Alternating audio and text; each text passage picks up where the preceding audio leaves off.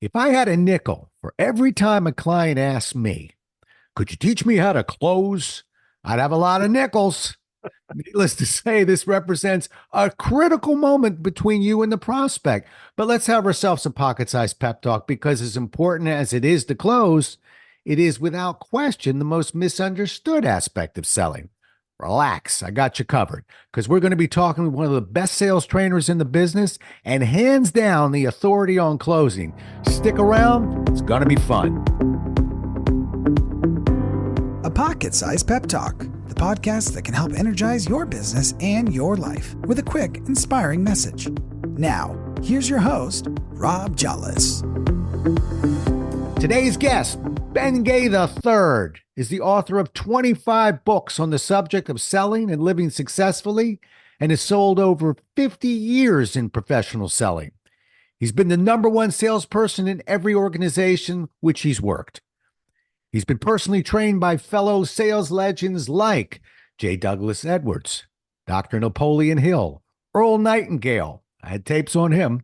Zig Ziglar, I had his tapes too, and many other sales giants. Ben now writes, publishes, produces The Closers. It's a series of books, audios, videos, newsletters, podcasts, live seminars, a series that's considered to be the foundation of professional selling, and I consider this man to be the foundation of professional selling. I rarely get somebody in more than once, only done it 3 times over 4 years, but welcome to the two-timer club because we're having Ben back a second time. Welcome back, Ben.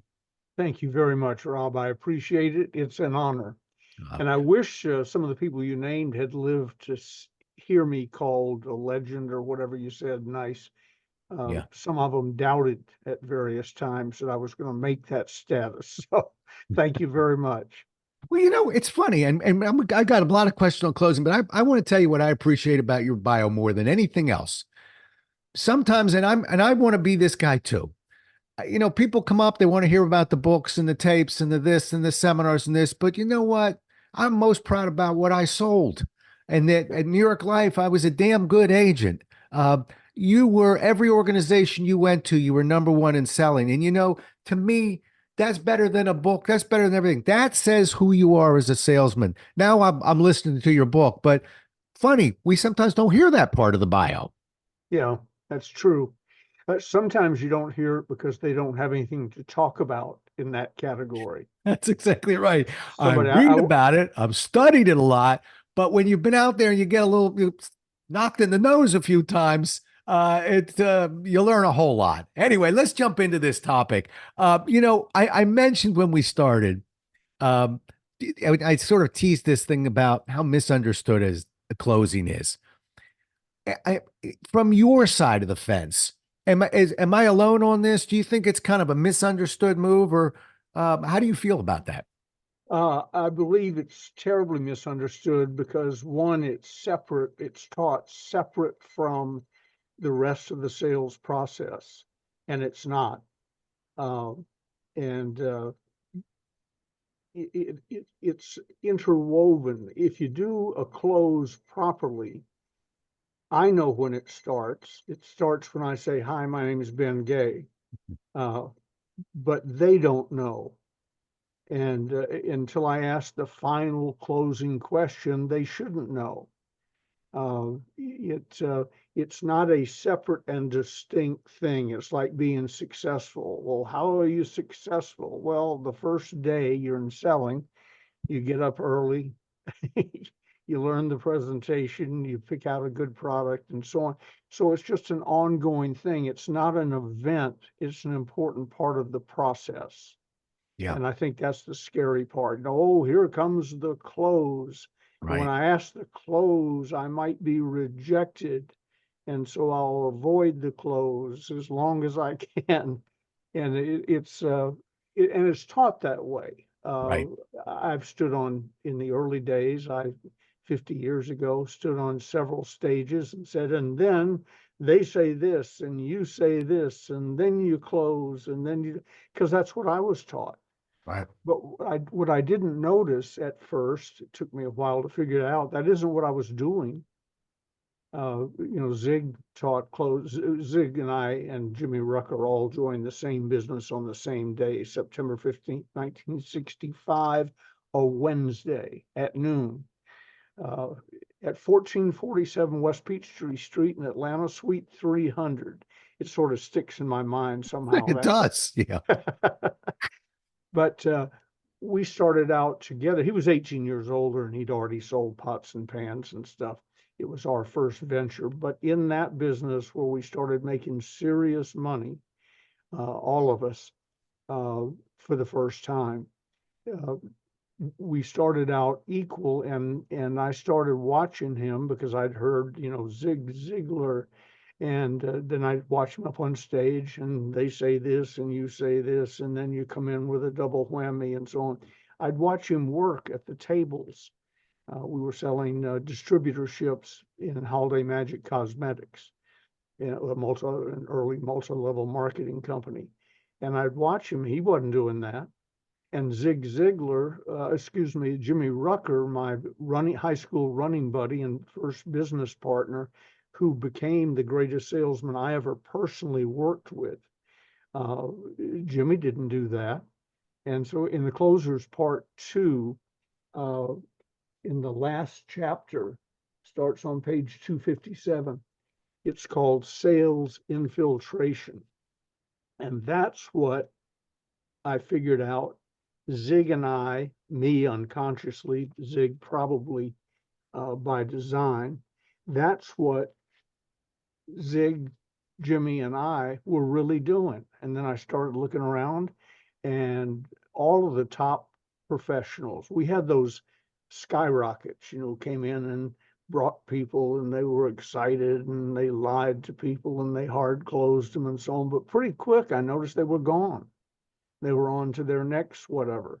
Yeah. Where I rode that train for 10 years and became president of the company. Wow. So what was being said from the front wasn't true. I'll tell a slight tale on J. Douglas Edwards. I wrote his book for him after he died. From my seminar notes and his tapes and all, Sales Closing Power. Sales Closing Power, got it. Yeah, it's a wonderful book, and it's what he taught modified somewhat back to reality. Because one of the things you were talking about being a great insurance agent earlier, one of the things I never could pin down with Doug was, what did you sell? And he had names and knew people and so on, but where did you make your bones? Mine was Holiday Magic Cosmetics. I was making, in today's money, $400,000 a month part-time. That's where I made because I was thinking I was going to inherit my father's business, so I didn't want to quit that. Right. That's where I got names, dates, places. I sold the very first video Pong games. They were Pong, is what it was. Right. And was first with them. And a real estate development in Arizona. I sold directly and indirectly over 1,000 lots, and I've never been there. So were these Glen Ross lots? Sort of, yeah, sort of. 1 acre lots, $12,000. And then I think they've altered the price, but that's resales. So I had names, dates, and places to what I had done. I never could pin Doug down. Doug stood on stage and pontificated about things he had learned from other people. And he said it with such authority. I wrote it down. Jimmy Rucker, to this day, the greatest salesman I ever worked with, says, had it not been for J. Douglas Edwards, I wouldn't have become a great salesman.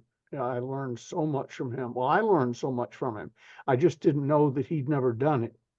Yeah. Hey, Ben, did Jimmy Rucker ever write a book? No. And that's my point when we started, when I said, there's so many amazing salespeople that don't necessarily write books.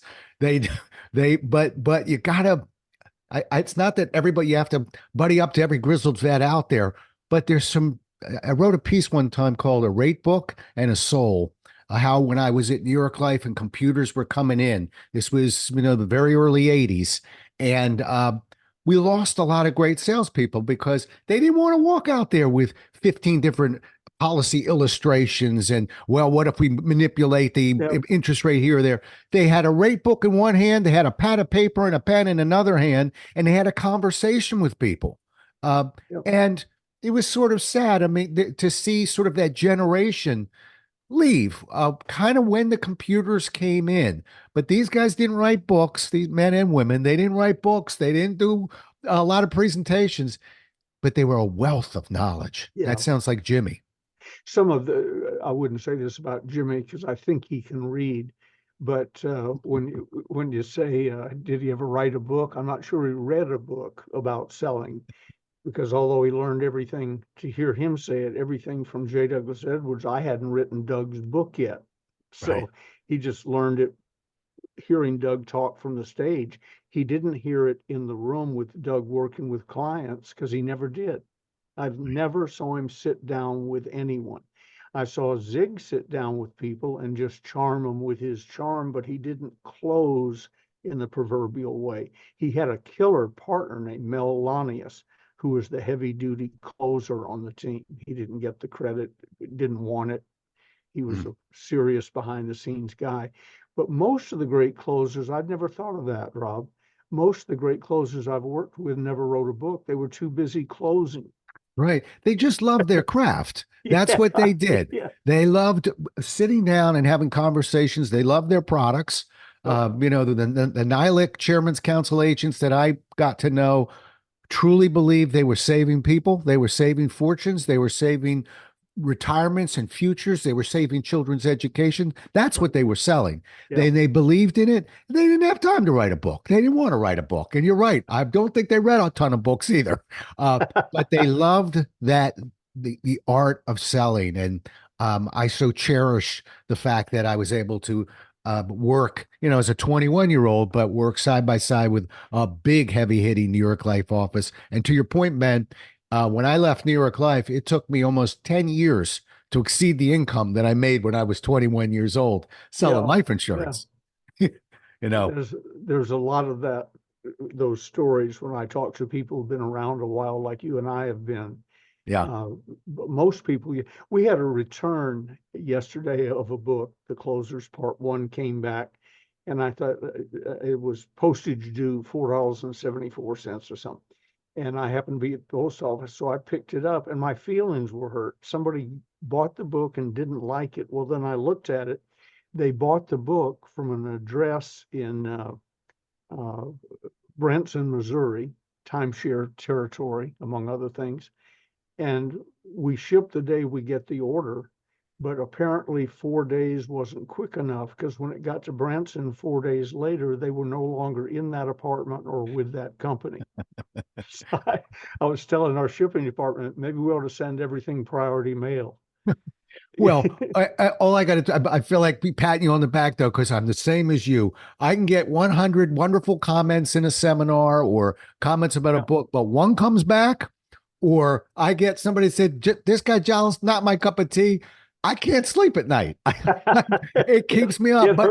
But I think that's rejection. People say, how come salespeople don't like rejection? You and I don't like it either. I've just learned how to handle it. That's exactly. I'm so glad you said that. Yeah. We bleed red blood just like everybody else. Yeah. Believe me, maybe a little bit more, but we're used to it. All right, let's jump into a couple of maybe some myths. And one of them, you don't have to agree with me, by the way, but one of the myths that I find out there is that there's a lot of salespeople that feel you don't even really need to close to make the order. In other words, I don't have to create an actual close. I'm going to do such a good job that I don't have to ask for the business. How does Ben Gay III feel about that one? Judge Ziegler, who was never as famous as Zig, but his brother wrote a book one time, Timid Salespeople Have Skinny Kids. And that's what I think about what you just said. You can be so smooth, people don't notice it. That's what sales infiltration, that last chapter in part 2 I was just talking about, right, does. I slip up on people. I'm in them. I'm in their family or in the company, I'm talking about we rather quickly. And so one of my favorite close, I've probably written 300 different closes, a lot of them variations on some basic close, but nevertheless, and I, under sodium pentothal, could probably word for word recite 100 of them. Here's the close I use 90% of the time with an 86% closing rate.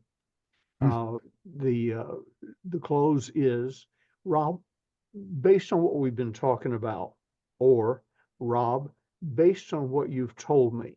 Those are the only two variations in the close. Here's what I suggest we do.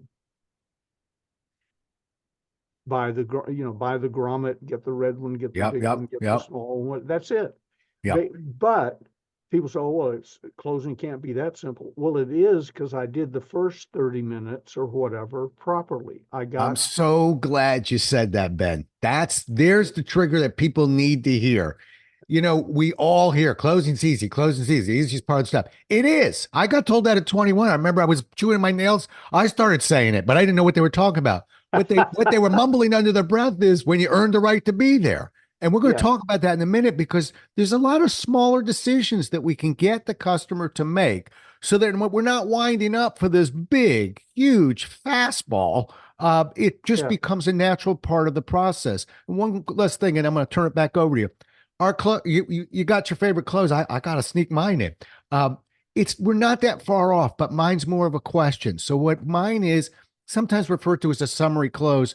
Problem is, I don't like the name of it because I don't ever want to say, well, Ben, to summarize. That's just not me. Okay. But to say, Ben, wouldn't you agree with what we've talked about? You're not only getting the this that you said you wanted, you're getting this as well. And then we pause. And in a sense, I've just laid out a trial close because there aren't a whole lot of people who are going to go, yeah, you're giving me everything I said I wanted, and I don't want to buy from you. Okay. So that trial actually gives them just a little bit of a trial nudge of maybe, in fact, they're going to go, oh boy, I think I'm ready. I think this guy's closing me. Good. You want to stop me? Stop me now. We'll handle this an objection. You and I both know we're going to clarify the objection. We'll work with that objection. But it's not exactly an open probe I'm asking you.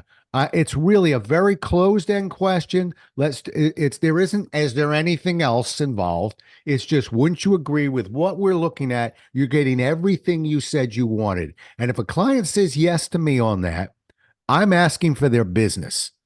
And then, whether it's an alternate close or something, but we're very, very similar. Mine's just more of a probe. You okay with that one? I want to check it out with the Absolutely. master.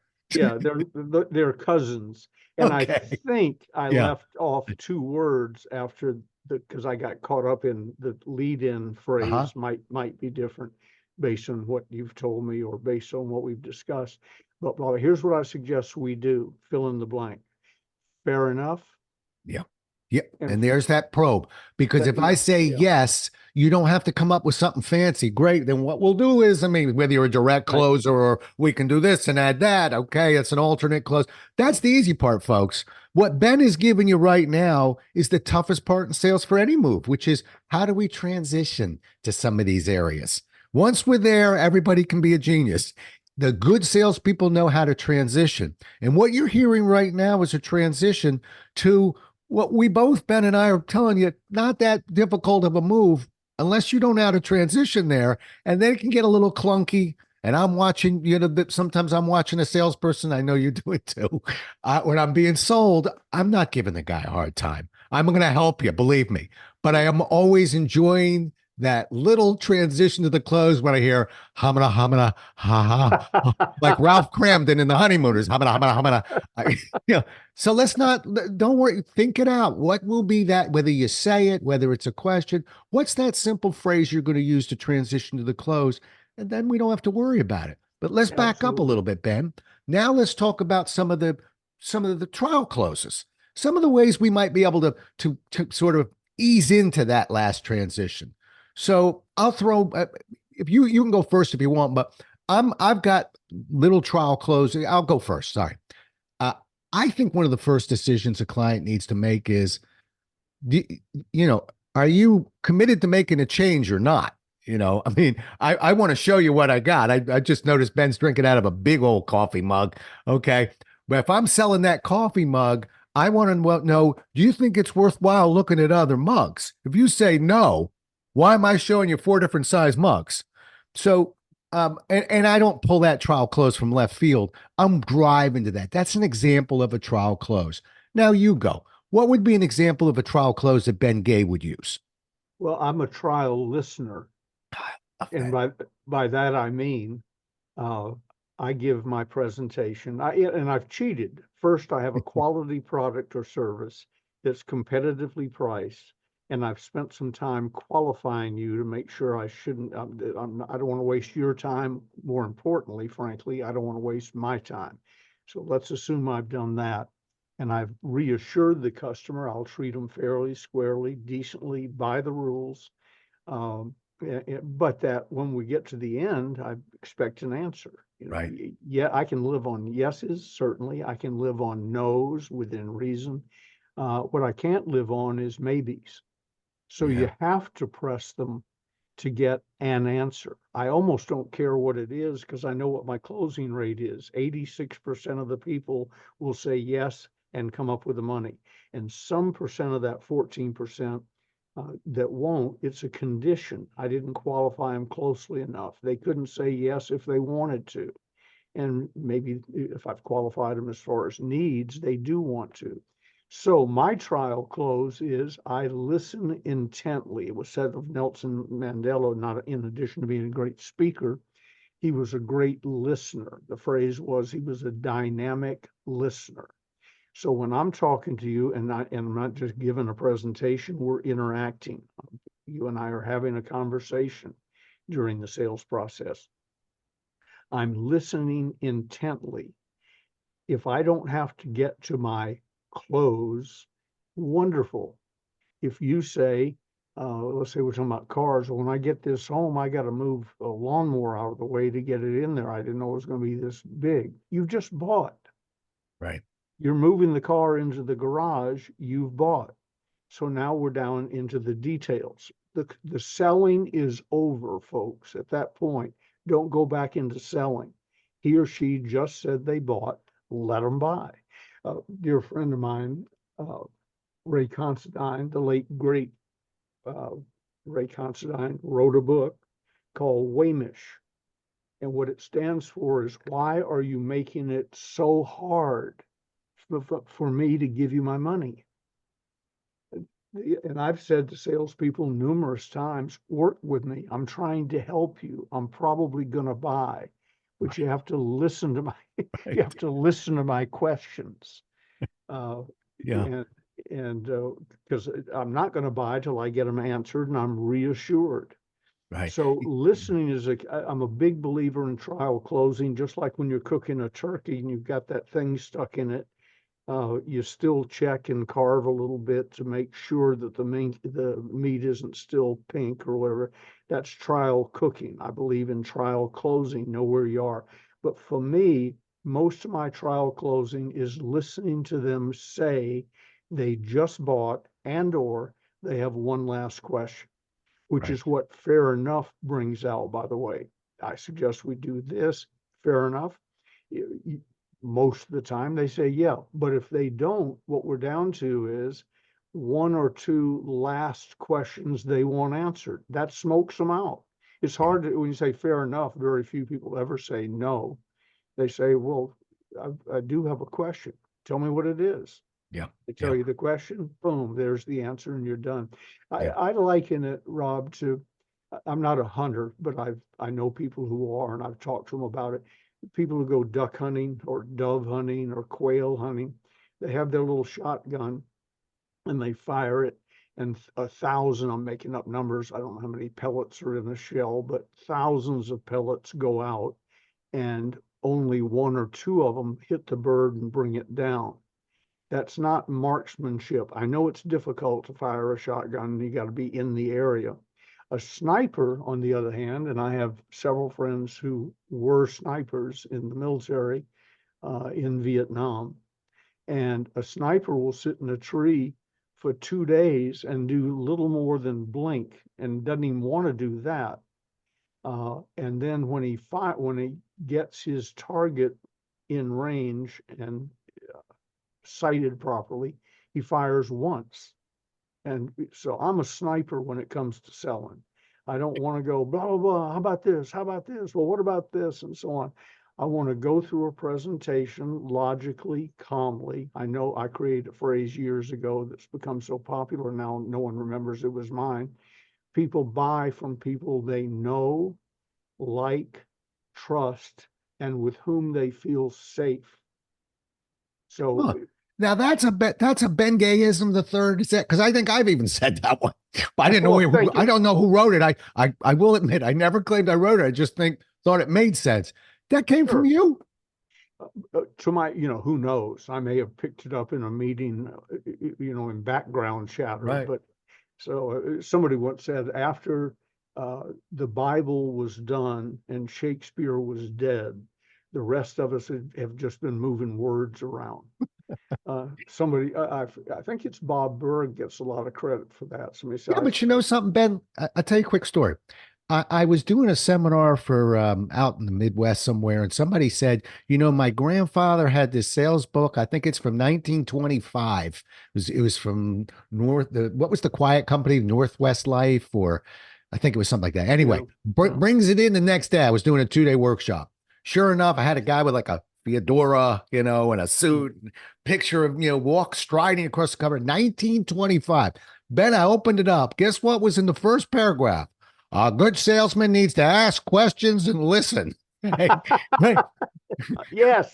From 1925. And the funny thing is, Ben and I will be cross-eyed how many times we tell people, listen, I know there's a lot of technology out there, but it hasn't changed. We have to ask questions and listen. The sad thing is, most people think they're doing that, but they don't do it. I actually have an exercise where I'll record them and I'll go, here, go sell something, use your smartphones, whatever, anything you want, 5 minutes, have at it. And, but I tell them, we're going to check your style. So I don't tell them what I'm listening for. Then they tell me about asking questions and listening to how that's what they respect in a salesperson, Bobby. Man, it's wonderful. We're singing Kumbaya. And I go, okay, now let's go back to those sales you made.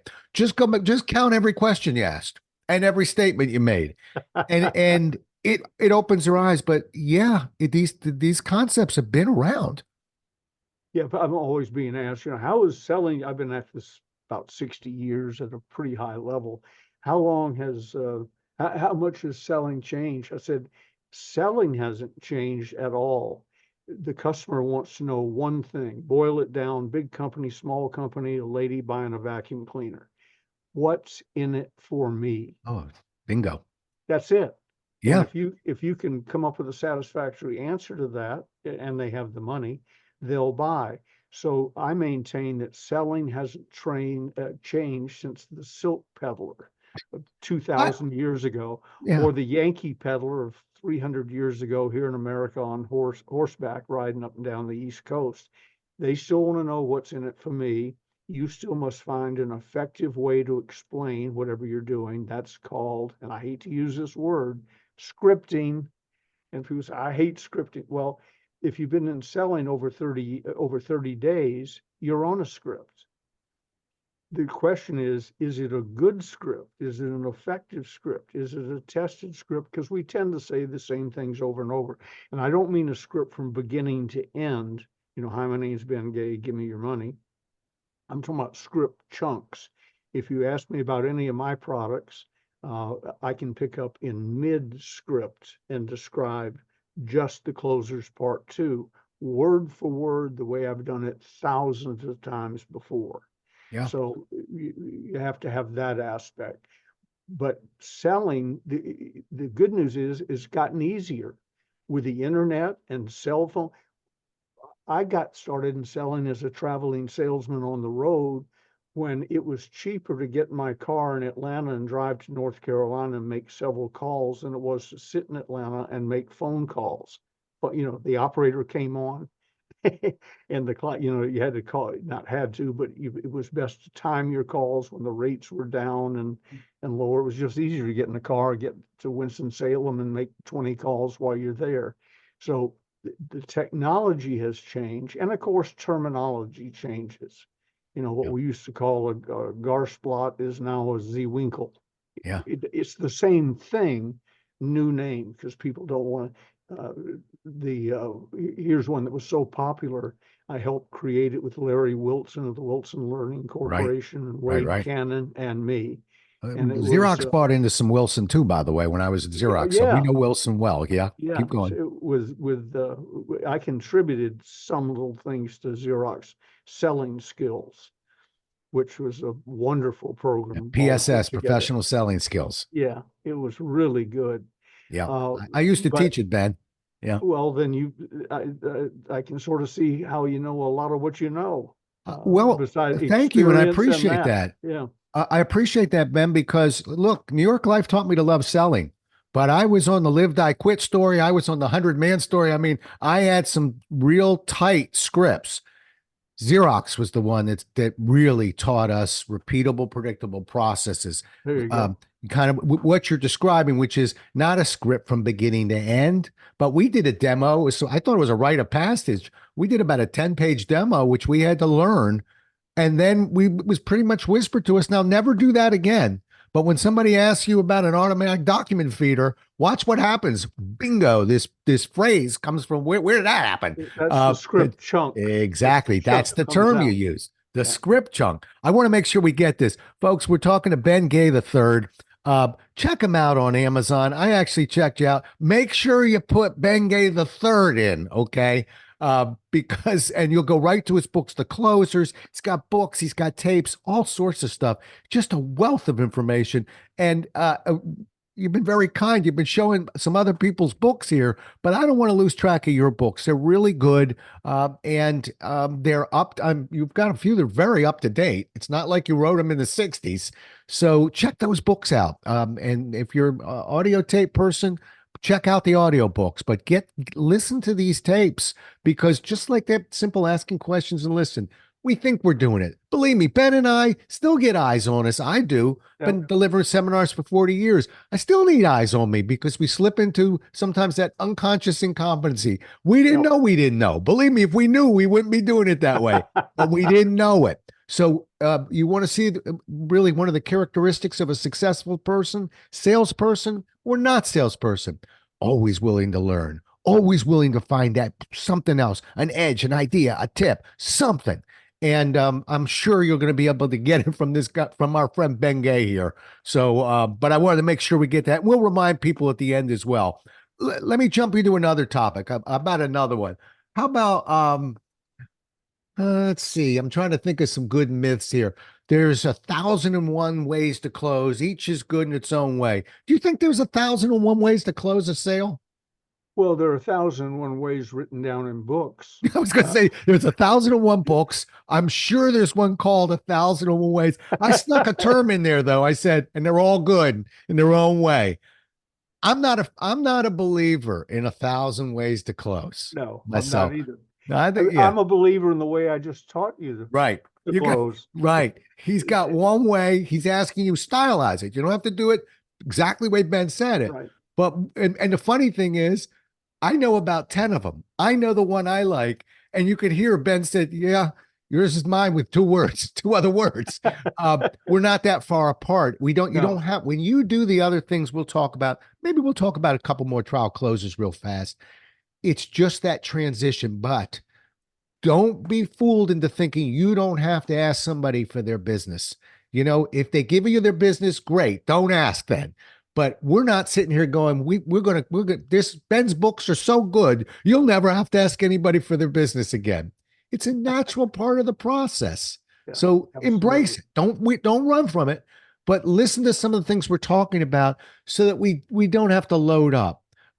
So let's talk about maybe some other trial closes. One trial close I like, Ben, I'll play it off you. You tell me how you like it. One trial close I like is, once I've got somebody that says, you know what, we're committed to making a change. We don't know what that change is, but we're not messing around. Good. I think the second thing we got to figure out is, okay, forget my product, their product, this product. Let's just build the perfect product. Let's figure out what that change needs to look like. And let's get the customer to confirm that. And that a trial close from me is basically either on a list of paper or something. Is that what it's going to take to earn your business? And hand them the pen. Put some more things on it if you want, because I'm about ready to talk about my product. I call that a commit to criteria. What do you think about that one? Excellent. Okay. Excellent. Uh, if there's a problem with it, it's getting people to have the nerve to do it. And I asked Doug Edwards one time, he used to talk about before I knew that he probably didn't know, but I asked him when he was also about develop a closing instinct. Mm. And I said, what is, having heard it 50 times, I said, by the way, what is a closing instinct and how do you develop it? He said, well, it's knowing when to do it. But the way you develop it is in the beginning, you close too soon and too often. And what it does is it helps get you over the fear of asking for the order. But it's easier to dial back. If I ask for an order 20 times and that's annoying, I might try 10 or 5. If I'm comfortable with 5 in the very beginning of my career, there's no way to get me to ask 20 times. Right. So it dial it back, but close too soon and too often. I'll tell you a little secret that I stumbled across me. I'll sort of go to the end story first, but I work with Kirby Vacuum Cleaner, and I'm proud of that in some The ways. breeder of great salespeople. I'm smiling Yeah, over here going, of yeah. course you sold for Kirby. I didn't know this, by the way, but of course you did. Keep going. Well, they have a philosophy that I don't agree with, and I'm forever arguing with them playfully over the internet or the phone or occasionally in live seminars. Their phrase is the sale is the present sales presentation isn't done until you have payment in hand or the police have been called. I'm a Southern gentleman. I was raised by decent human beings. I don't want to be told to leave your home or your office or never call back here again, etc. So I developed a way of selling where that doesn't happen. I tell people rather casually up near the front, I'm a Southern gentleman, and so I promise you, I'll treat you fairly, squarely, decently by the rules. I'll be straight with you. You be straight with me. If you have a question you need answered, ask me. I will answer any question you have the nerve to ask. So I sort of clear away. I get the objections that usually come at the end out of the way up front. And it enables me to say to them from time to time, well, that's great. And I just want to think about it. I've got to check with my brother-in-law in Cleveland, who's an accountant. Yeah, I now have the freedom, and I shortened it, but with my upfront thing, I now have the freedom because you agreed to it to say to you, let's be honest with each other. I promised you I wouldn't do that type of stuff to you, and you're not going to do it to me. And then with a smile and a twinkle, I say, you don't have a brother-in-law. If you did, he doesn't live in Cleveland, and see, he's not an accountant. You're stalling. And I got that. It's a natural tendency. Tell me what you're stalling about. What's holding you back? And when I do something like that, and it's always with a twinkle in my eye and so on, when I do something like that, the brother-in-law in Cleveland never comes up again because it wasn't the real thing. The real thing was he quickly made up a story, or it's a story he uses regularly to avoid decision making. Yeah. And when you say to him, tell me what the real point is, it's usually, I got to check with my wife, or I don't really have the authority to make this decision. I've got to check with somebody, in which case, shame on you, because you don't want to spend your time giving presentations to the receptionist or the assistant buyer. You want to talk to the decision maker. Or they'll say, I don't have the money. I lied to you in the beginning. I don't have the money. Would payments help you? You're talking about trial closing. One of my trial closes from time to time is, now you understand what we're doing, whatever the product or service is. Now tell me the truth. Are you a payment buyer or can you pay cash? And when they answer that question with those two options, either way, they just bought. Yeah. I'll Yeah. need payments. Fantastic. Yeah. Uh, That's powerful. yeah, You well, know, a lot of us are yeah, payment, but I'm putting two roofs on two of our houses, rental properties. And I right. said to the person up front, just because I don't want to lay out that kind of money, cash up front and spend 30 years trying to get it back in rentals and so on. I said, let me tell you up front, I'm going to help you make this sale. I'm a payment buyer. I want low interest, payments as low as you can make them on each house. So gear your sales presentation accordingly. And, oh, okay, well, the house yours, and they go right into it. Well, I made the sale for them, but I didn't waste anybody's time with a big purchase like that on a long-term investment, 30-year investment, at least 50 years guarantee on one of the houses, with a 50-year guarantee. I want payments. Right. And Right. Right. I can always make them faster and sooner. Right. I can wait 2 months and pay it all off, but I'm a payment buyer in that situation. Yeah. Probably I'm a payment buyer in a expensive car. Yeah. I haven't bought one in a long time, so the and because we used to give away cars regularly, I've bought and or leased over 600 luxury cars. Ben, put your hand in the air on that one. 600, really? Yeah, four Rolls Royces, several Stutz Bearcats, and the rest of them Cadillacs and Lincolns. The You, first you go through a car a year? no, no, no, no. I'm referring to giving them away as prizes. Okay, good. My Let me get first, back off the floor. Okay, so you're giving away. yeah, Okay, thank you. That's why I said, Ben. yeah, no, not for myself. You'd be stunned how few cars I've had. I've had show cars because my office was where the distributors or whatever came, and they Right, need to see the boss's whatever, a nice car. right. Up here, I'm out in the country. I never see a client. When Gigi and I got married, among the deals was no local clients. She knew my Where do you former live? in a little town, Placerville, California, where gold was discovered in 1849. The Wow. gold rush started right here. Wow. And but now that it's over, there's nothing here to do. And there's no reason to come here. Uh, Well, you be know, quiet and, oh yeah. relax. No, Yeah. I love it. And Yeah. Gigi's family's been here over 100 years and so on. Right. But now I don't see any clients Right. physically. Right. You know, Right. so I don't have to have a Stutz Bearcat to impress them. Good. I don't even I, know what model it is, but the car I drive is a Chevy Malibu well, see, that we're both was Chevy men. I told you I drive a Chevy too. there you Before we got go. on the air, I was talking about Yeah. my car. All right, hold tight. I want to ask you one more question. And this will be a little controversial, but I'll tell you where I stand on it. And again, Ben, I'm really fine if you go, Rob, I gotta back you up on that one. The pre-commit, that's a term that's used, but if I can do this, will you commit to do that? Gets beaten up a lot out there. Yeah.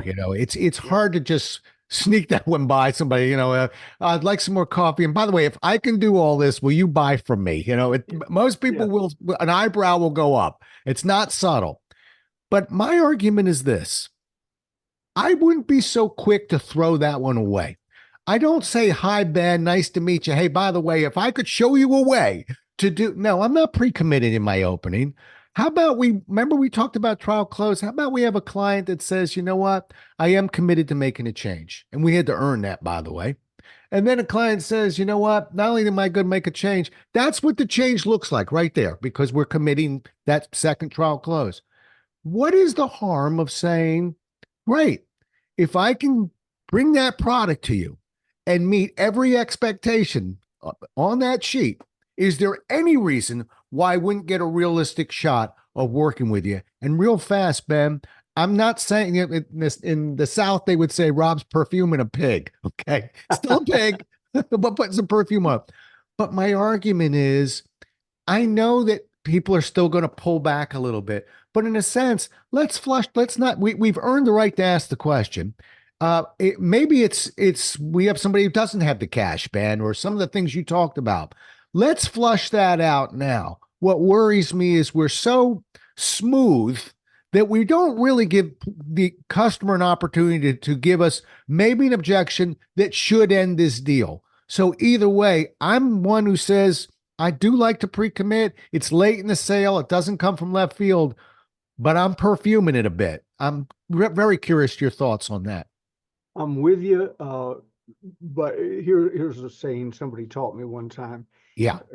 Or they told me Cary Grant said it. Cary Grant, the actor. Cary Grant said the secret of acting is not to get caught at it. Mm. That's also the secret of selling. Yeah. Don't Yeah. get caught at it. So whatever works for you with your personality in that situation, I personally don't use that close. But if Yep. it works for you and you feel comfortable and the relationship with the customer is such that you feel comfortable with it and it works, you got an 86%. People say, well, do you think you could spiff up your close? And I said, I could, but I have to be careful who I talk to. My closing rate is 86%. Yeah. I What's know. yours? I'm going to hear that tonight. But but let me say this really important. Great point you brought up. So let me tell you how I stylize it. I do throw in that, okay, you've told me you want to fix it. You told me that's what's going to take to fix it. Ben, I'm going to ask you a question. You've probably heard this question from time to time. You may very well be asked this question of your clients every now and then. But I hope you can appreciate why I need to ask the question if I'm able to show you. And that's how I transition to it. So that and I love what you just said. And thank you for flushing that out of me. It's hard to pull that from left field, but when you say, hey, here's a question you've heard, in other words, yes, it's a sales question, but no, I'm not trying to slide one by you. I'm telling you, here's the question. That's my approach so that it doesn't feel like, wow, this was a really good conversation, but you just showed your fangs a little bit. I'm not showing any fangs. I just Commission need to breath. know. Yeah. Yeah. I hate smelling commission breath. Commission breath. That'd be a good book. You throw out that 86%. My close ratio was never that high, but it was high. I will tell you one number I'm going to throw at you. I heard a number once that said, if you ask for somebody's business directly, Ben, I'd like to work with you. And Ben says no. It's not that we can't clarify and handle as an objection, not that we don't have other moves to make, but it's about 26% of the clients. In other words, your chances just decreased by 26% of making this sale. I think there's some ego involved, which is one of the reasons why we're both sitting here saying you want to earn the right to be there before you just throw this question out. Have you ever heard that number before? Yeah. Does it surprise you? Yeah. No, but yes, I've heard it and agree with it. Let me tell you here's how smooth you can get. I don't recommend this, but it's one of those great sales stories. We're in Okay. a holiday magic meeting in Atlanta, Georgia, in the Georgian Terrace Hotel Grand Ballroom. And I finished up with my people, so I went over with Rucker, and he's still sitting there with one or two people. And which meant for Rucker, these were tough sales because Rucker got them. I used to tell people, let's make this easy on you. When he asks for the order, give it to him. It'll save you a lot of time and trouble because he's going to get it. And they laugh, when it helps set Rucker up. Guy, he goes through the 6 closes, draws the circles, again, multi-level marketing, which position best suits your needs. And the guy picked one. It was the $5,000 level, $50,000 in today's money. He says, that's what I want to do. And Rucker said, well, super. Make the check out to Holiday Magic Incorporated, blah, blah, blah.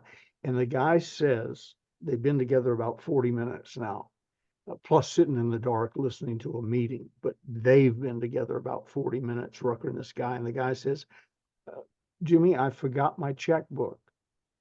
Okay, now back in those days, if you went to a meeting, you had on either a suit or a sport coat, a man.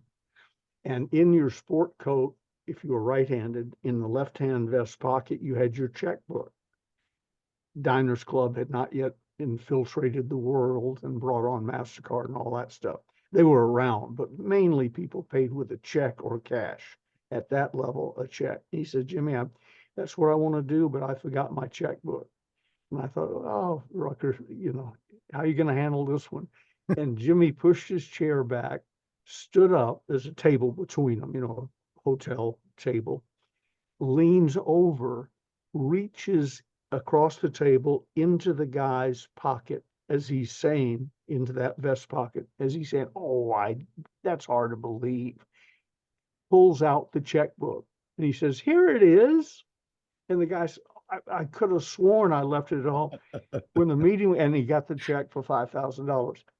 Later on the way home, Rucker and I had come there in the same car. I said, I don't believe you did that. He would have taken my head off if I'd reached into his pocket. He said, you're not Jimmy Rucker. That's amazing. Yeah, that is amazing. Yeah, to this day, I gutsy, cringe when I tell the story, but I'm telling you, I saw it with my own eyes. Oh, Wow. no, you didn't. Here it is. It's amazing. But that's a relationship he built. Yeah. The guy loved him like a brother. Everybody loved Jimmy. He even had dimples. You might want to go out and consider having dimples surgically put in your face. Because I think it's a little late for that, but okay. My son is a comedian. I don't know if you know that, Danny Jollis, and he's got two big old dimples. But no, they passed me by. Ben Gay the Third, you are amazing. I tell you, it's one of the longest podcasts I've ever had, and I'm going 20 more questions. I really cherish the time I get to speak to you. I think you're incredible. His book, The Closers series, please check it out on Amazon. No, don't do Amazon. Do this. I'm covering up my website. All right. He says stores.ebay.com and then RONZONEBOOKS. Okay. Ronzoni Books. So it's stores.ebay.com/ how do you say that? Ronzoni Books. Ronzoni Books. He wants you there. Well, we'll put that on the website. It's less expensive. They sell it to you cheaper than I'll sell it to you, but I still sign them and date them. Perfect. You sign them? Yep. They buy them from there? I probably have. Yeah, they bring them to me every afternoon, and I sign them right before we ship them. I've probably signed, we've sold 10.5 million copies of The Closers Part 1 when we quit counting 30 years ago. And I've sold in the last 35 years every book that's left here. Sign them and date them. Yeah, let me tell you. And say a prayer over them. I say, Lord. Do you really? Get this in, yeah, I do. I do it in batches. But Lord, get these books into the hands of people who use this information honestly and profit from it. Wow. Unbelievable. You know what? You taught me many things. That's something I'm going to remember now when I'm signing books. I think that's a beautiful thing to do. Thank you. Thank you, my mentor. You give me, every time I talk to you, I get an idea or two. And that one is really a great idea because in my heart, that's exactly what I want. I've never thought of kind of formalizing that move. That's why you are who you are, as they say. That's the reason. Yeah. Forget about it. How do people get a hold of you, Ben? Send me an email, BFG3, that's B as in Ben, F as in Frank, G as in gay, the numeral 3 at DirectCon, DIRECTCON, it's short for Direct Connect, directcon.net. That's it. Or if you forgot that or didn't get a chance to write it down, just Google me, put in Ben Gay the Third, and there's lots of ways to reach me. Oh yeah, you'll find him in plenty of different areas. He's out there. Ben, thank you so much again for coming on 2 times, and I hope we can do it again. I really appreciate it. Thank you, my friend. Whenever you want, Rob. You bet. Well, we'll do it again as well as we can next time, everybody. Until then, stay safe.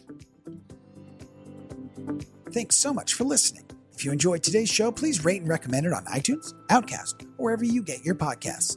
You can also get more information on this show and Rob at jollis.com.